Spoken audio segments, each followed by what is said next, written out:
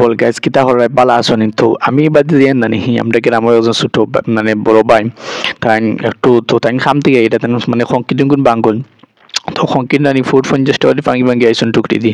তো যারা যারা লাগবো তারা কইবা বুঝছনি আর ইদা ইদা ফরে নানি হিম এরপরে জানি তার সঙ্গে গফরি তাং বাক্কা হেনানো গেছে না তার লাগে বেশি গফ করলাম না বাক্কার ডন সমতা করলাম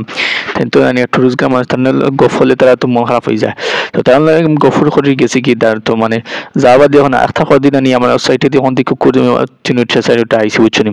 তারা আবার দেখি আমি ফুটা ডরাই গেছি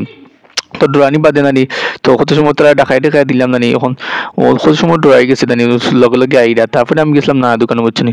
তো না দোকানে গিয়া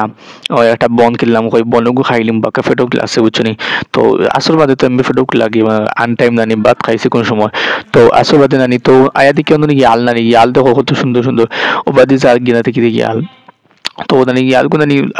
জুফর মাঝে ইয়াল গো আসলে তুমি ভিডিও দেখা যান না